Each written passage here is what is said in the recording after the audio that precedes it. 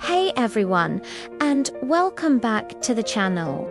Have you ever looked up at the night sky and wondered what it would be like to live on another planet? For centuries, humanity has dreamed of setting foot on Mars, the red planet.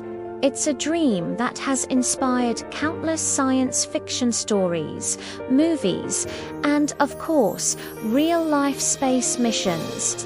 But turning that dream into a reality is one of the biggest challenges we've ever faced.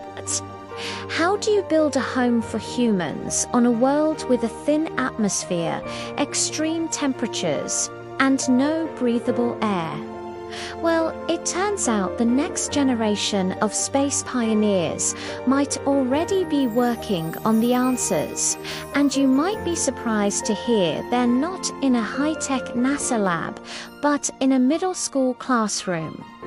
Let me introduce you to the Stardust Voyagers, a space club from Northwood Middle School.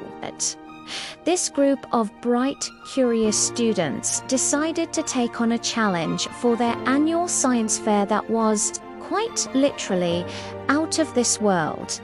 Design a self-sustaining human colony on Mars. Now, you might be thinking, that's a pretty ambitious project for a bunch of 13-year-olds, right? And you'd be correct. When they first started, they were a little overwhelmed. They had textbooks, articles, and documentaries, but the sheer amount of information was staggering. They had to consider everything from generating oxygen and growing food to providing power and protecting against cosmic radiation. The club's advisor, Ms. Dawson, a science teacher with a passion for astronomy, noticed her students were hitting a wall. They had the passion, but they were getting bogged down in the data. That's when she introduced them to a new team member, one they hadn't expected, and this wasn't some super intelligent robot from a movie, but a sophisticated generative AI program designed to process vast amounts of information and help with complex problem solving. The students were a bit skeptical at first. Could a computer really help them design a city on Mars? They decided to give it a try. They started by feeding the AI all their research, geological data from NASA's Mars rovers, studies on hydroponic farming, blueprints for inflatable habitats, and research papers on radiation shielding. They named their AI Ether. They began asking Ether questions. What's the best location on Mars for a colony, considering sunlight exposure and access to water ice? Ether analyzed topographical maps and climate models, suggesting a location in a crater near the Martian North Pole, which offered both protection and resources. The students were impressed. Next, they tackled the problem of life support. How could they create a breathable atmosphere? The students asked Ether to simulate different methods. They explored using Martian soil or regolith to extract oxygen, and a process called the Sabatier reaction to recycle carbon dioxide exhaled by the colonists. Ether ran thousands of simulations, optimizing the process for efficiency and showing them how a network of interconnected biodomes could create a stable, breathable environment. It even generated 3D models of what these biodomes would look like, complete with green spaces for growing food. One of the biggest breakthroughs came when they addressed the issue of energy. Mars is much farther from the Sun than Earth, so solar power is less efficient. The students were stumped. They prompted Ether to design a hybrid power system for a Martian colony that is reliable and sustainable. Ether proposed a combination of next-generation, high-efficiency solar panels laid out across vast plains, and small, modular nuclear reactors buried underground for safety and consistent power during Mars's infamous dust storms. It even calculated the exact power requirements for a colony of 100 people and designed a smart grid to manage energy distribution. The Stardust Voyagers were no longer just reading about science. They were doing it. They weren't just following instructions.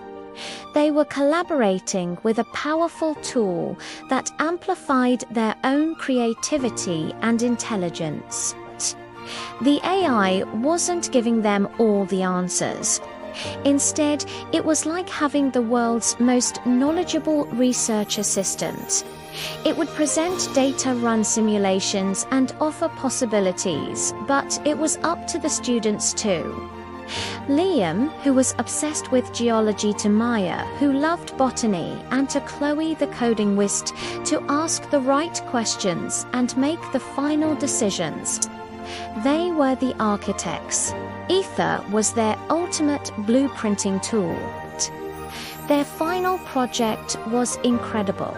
They built a detailed physical model of their colony, which they named Hope's Landing.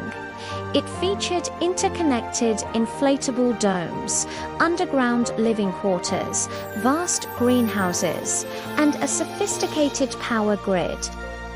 Alongside the model, they had a tablet running a presentation designed with Ether's help, showing simulations of the colony's life support systems, crop growth cycles, and daily life for the colonists.